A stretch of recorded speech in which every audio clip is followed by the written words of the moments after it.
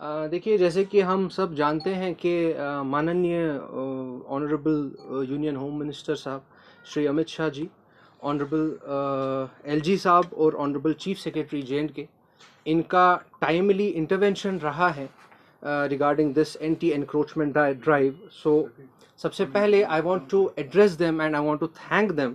I would like to express my sincere thanks to the Honorable Union Home Minister of India, Shri Amit Shah ji, Honorable Chief Secretary of J&K, Honorable LG साहब, Divisional Commissioner Kashmir, और जो हमारे District Administrators हैं, Deputy Commissioners. I would like to express my sincere thanks to all of them that they timely intervened in this matter and फिलहाल उन्होंने जो है इस particular exercise को उन्होंने फिलहाल रोका ताकि इसमें एक प्रॉपर पॉलिसी बने, so that we can start this anti encroachment drive on the basis of proper policies.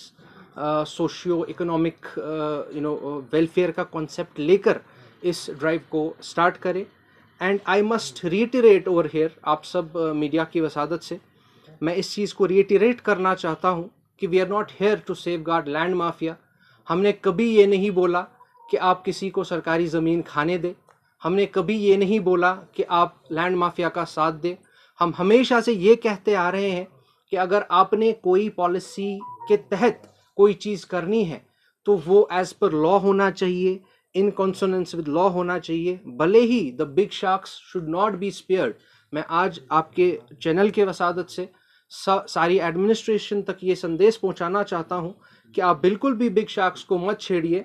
But हमने गरीबों के लिए आवाज़ उठाई है, जम्मू कश्मीर की आवाम के लिए आवाज़ उठाई है, और हमारी इस बात पर गौर करके एडमिनिस्ट्रेशन का जो ये स्टांस रहा है, जो कि honourable home minister of India का स्टांस रहा है, ऑनरेबल एलजी साहब का स्टांस रहा है, ऑनरेबल चीफ सेक्रेटरी साहब का स्टांस रहा है इसमें, तो वो वाकई काबिल तारीफ़ है. एंड मैं आपकी वसादत से ये भी कहना चाहता हूँ that we are the world's largest democracy. And आज मीडिया ने इस चीज़ को साबित कर दिया कि media is the pillar of democracy. आप लोगों की वसादत से एलजी साहब तक, होम मिनिस्टर साहब तक किस तरीके से लोगों की बातें पहुंची, किस तरीके से लोगों का दर्द पहुंचा, आप लोगों ने ये साबित किया. इसका एक ग्रैंड सल्यूट पूरी मीडिया को जाता है, जम्मू कश्मीर की मीडिया को जाता है, पूरे नेशन की मीडिया को जाता है, जिन्होंने आम इंसान की आवाज़ जो है वो एडमिनिस्ट्रेशन तक पहुंचा दी. एंड मैं ये भी कहना चाहता हूं कि जो हमारे बस में है, अगर हम वो भी नहीं करते तो हम कहां से ये उम्मीद रख सकते हैं कि दुनिया में कोई भी बदलाव आ सकता है जब हम खुद हमारे फ़र्ज़ को अच्छे से अंजाम नहीं देते. तो फर्दर मैं ये बात भी बोलना चाहता हूं आपकी मीडिया की वसादत से कि ये जो एंटी एनक्रोचमेंट ड्राइव जो अभी जम्मू कश्मीर में चली है, और जो अब माननीय होम मिनिस्टर साहब श्री अमित शाह जी ने भी इस चीज़ का कॉग्निजेंस लिया है कि इस पर्टिकुलर ड्राइव को हम जो है एज पर प्रॉपर पॉलिसी चलाएंगे, वेलफेयर स्टेट का कंसेप्ट लेकर चलाएंगे, और जो हमारे गरीब लोग हैं, जो हमारे socio economically weaker section of the society है, उनका ख्याल रखेंगे और उस पर हम प्रॉपर पॉलिसी ले आएंगे, और उसके बेस पर हम इस जो है एंटी एनक्रोचमेंट ड्राइव की कार्रवाई जो है इसको हम फर्दर प्रोसीड करेंगे. तो मगर इसमें एक बहुत ही बड़ा सवाल जो अभी है वो ये है कि जो अभी एंटी एनक्रोचमेंट ड्राइव हुई, इसमें बहुत सारे जो मजलूम लोग हैं, बहुत सारे गरीब हैं, और बहुत सारे कुछ ऐसे भी केसेस हमें मीडिया की तरफ से देखने को मिले जहां पर ये चीज़ देखने को मिली कि जिन लोगों के पास लीगल डॉक्यूमेंट्स हैं उन लोगों को भी सताया गया.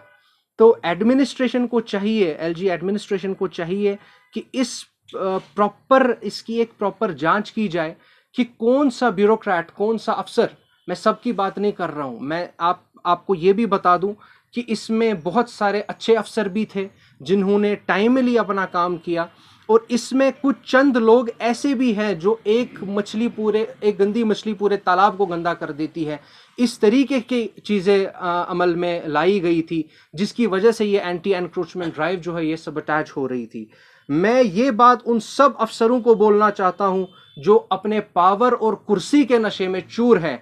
मैं उनको आपकी वसादत से बोलना चाहता हूं, और जिनके ऑफिसेज के दरवाजे सिर्फ हायर स्टेटस के लोगों के लिए खुले होते हैं, मैं उन सबको ये बात बताना चाहता हूं कि यहां की जुडिशरी पे, यहां की मीडिया पे, यहां की सरकार पे आज भी लोगों को भरोसा है।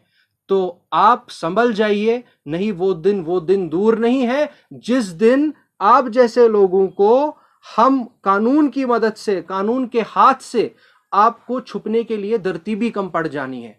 मैं आप सबकी मीडिया की वसादत से उनको यह भी बोल दूं कि आप संभल जाइए, आप जो काम कर रहे हैं do it in consonance with law, आप कानून के तहत काम करिए, हम आपके साथ हैं। आप देख सकते हैं कि किस तरीके से माननीय होम मिनिस्टर साहब श्री अमित शाह जी ने इसका कॉग्निजेंस लिया, और किस तरीके से उन्होंने ये चीज का आश्वासन दिलाया है कि ये पर्टिकुलर ड्राइव है ये तब तक शुरू नहीं होगी जब तक हम इसमें प्रॉपर पॉलिसीज नहीं ले आएंगे।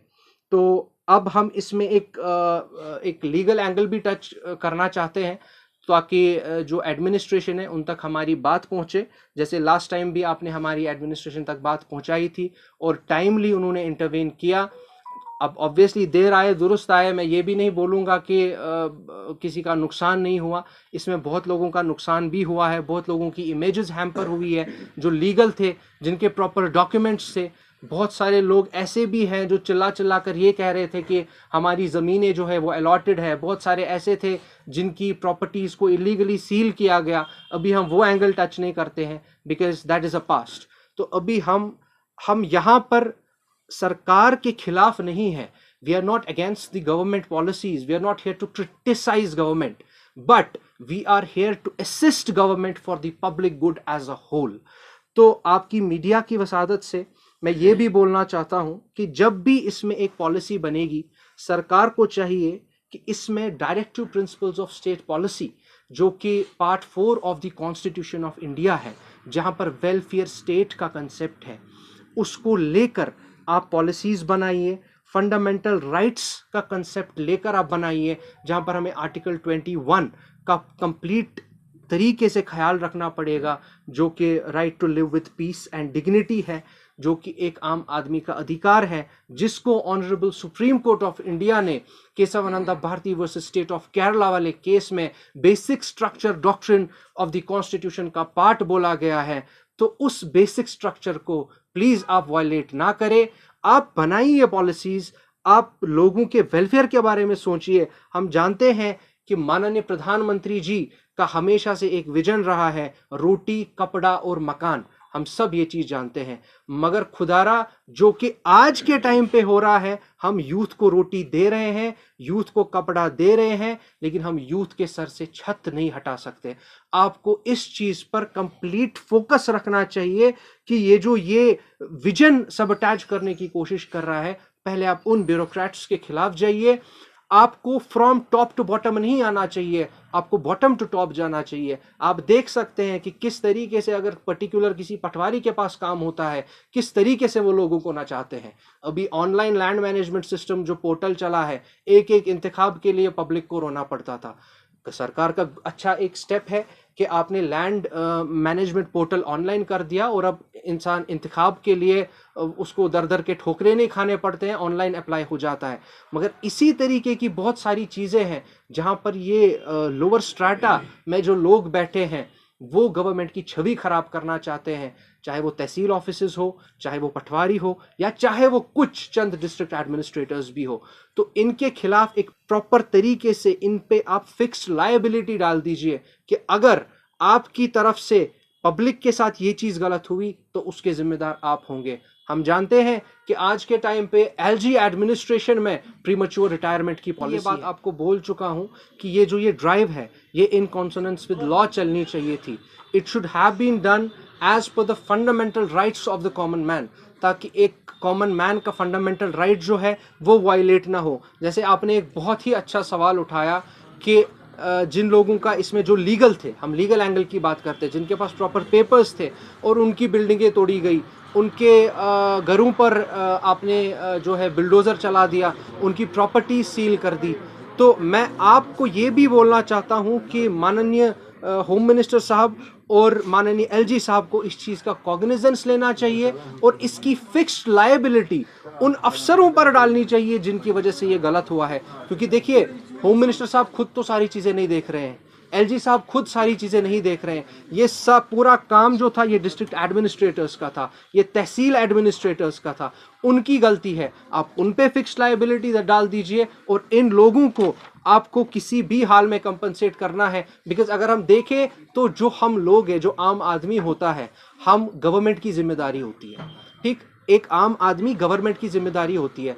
अब हम इसमें एक कंसेप्ट लेकर चले जो कि महाराजा के टाइम से चलता आ रहा है, जिसको हम आबादी दह का कंसेप्ट कहते हैं। आप सबको पता होगा, यहाँ पे मेरी महाराजा ने बोला यहाँ पे मेरी कम्युनिटी का ए बंदा रहेगा, यहाँ बी रहेगा, यहाँ सी रहेगा। It was a complete categoric rehabilitation policy at that time. तो उसी रिहैबिलिटेशन पॉलिसी को आप फिर से सबअटैच कर रहे हैं। तो ये पर्टिकुलर जो अभी चीज़ें हो रही है, आप इन लोगों को, अब जिनका नुकसान हो गया, आप इन लोगों को कंप्लीट तौर पर इनको रिहैबिलिटेट करें, इनके लिए पॉलिसीज़ ले आइए ताकि, और फर्दर मोस्ट इम्पॉर्टेंटली जो कि हम बार बार कहते आ रहे हैं, बिग लैंड एबॉलिशन एक्ट के कॉन्सेप्ट को आप साथ लेकर चलिए। आप एडवर्स पोजेशन, जिस बंदे के पास कोई ज़मीन जनरेशन से पड़ी हुई है, वो वहां रह रहा है, उसके बाप दादा वहां रह रहे थे, तो एडवर्स पोजेशन का कंसेप्ट है, सेक्शन 121 लैंड रेवेन्यू एक्ट, उसका कंसेप्ट लेकर चलिए। डेफिनेशन ऑफ गरीब, मोस्ट इंपॉर्टेंटली जो हम कह रहे हैं कि गरीबों को नहीं छेड़ा जाएगा, मुझे पूरी उम्मीद है जो कि अब पॉलिसी आएगी सरकार द्वारा, उसमें जो है गरीब की डेफिनेशन को कैटेगोरिक तरीके से सरकार डिफाइन करेगी कि गरीब किसको माना जाएगा। मोस्ट इंपॉर्टेंटली इसमें सरकार को एक डेजिग्नेटेड सेल बनानी चाहिए, जहां पर वो डेजिग्नेटेड सेल जो है वो हमारे जो एलजी साहब है उनके कंप्लीट सुपरविजन में होना चाहिए, और इस सेल को मॉनिटर किया जाए। एंड प्लीज से नो टू एडिशनल चार्जेस। आप एक अफसर को 3 चार्ज दे देते हैं, कश्मीरी में कहते हैं पच्छना हकम गसान ना यकम गसान। तो आप डेजिग्नेटेड ऑफिसर बनाइए जो इस चीज को देखेगा और जिसकी फिक्स्ड लायबिलिटी रहेगी इन चीजों पर। बाकी अब लास्ट में आपका ज्यादा वक्त लूंगा नहीं, देर आए दुरुस्त आए। Government should take action against those erring officials who tried to sabotage this drive. मैं फिर से, ताकि लोगों में गवर्नमेंट की जो छवि है वो बनी रहे और गवर्नमेंट पे जो भरोसा होना चाहिए लोगों का वो भी बना रहे। At last I would like to thank all of you, all the people, all the political leaders जिन्होंने इस पर बात उठाई, जिन्होंने इस पर बात की और एलजी एडमिनिस्ट्रेशन तक इस बात को पहुंचाया। और मैं इस चीज़ की बेहद खुशी रखता हूं कि हमारे लीगल फ्रैटर्निटी के कुछ लोग भी थे जो सामने आए और सरकार से ये गुजारिश की कि ऐसी एंटी एनक्रोचमेंट ड्राइव्स को आप प्रॉपर लॉ के तहत चलाओ, प्रॉपर कानून के तहत चलाओ। सर एक बात बताइए कि ज़ाती तौर पे आपके साथ भी गुजरी और आपने देखा उसके बाद कि क्या कुछ हुआ जी। ऐसा लगता है कि वैसे तो वकील आप बोल रहे हैं, बाकी जो आपकी पैनल है जो भी लगता है आपको कहीं किस्म की ज्यादतियाँ हुई जी, क्या कोई पैनल आपकी बनी है जो इसके लिए देखेगी कि क्या कुछ हुआ, किस गरीब का क्या नुकसान हुआ? जी देखिए, मैं फिर से ये बोल दूं कि मैं अभी currently I am a practising advocate in Delhi High Court, लेकिन जब मैंने यहाँ पर ये चीज़ देखी और जब मेरे खुद के साथ भी ये चीज़ बीती, तो मैंने एक स्टांस लिया है। हमारी फ्रैटर्निटी से कुछ लॉयर्स भी खड़े हो गए जिन्होंने इसका कॉग्निजेंस लिया है, और मुझे इस चीज़ की ये चीज़ बोलने में बेहद खुशी हो रही है कि सोशियो इकोनॉमिक वेलफेयर का कंसेप्ट, जो गरीब लोग जो हैं उनको लीगल फ्रेमवर्क में उनकी नॉलेज बहुत कम है क्योंकि वो नहीं पहुंच पाते अदालत के दरवाजे तक। तो आपकी मीडिया की वसादत से मैं उन सब लोग को ये बोलना चाहता हूं, आपके साथ हम हैं, वी आर विद यू, मैं आपके साथ हूं, मैं आपके साथ खड़ा हूं।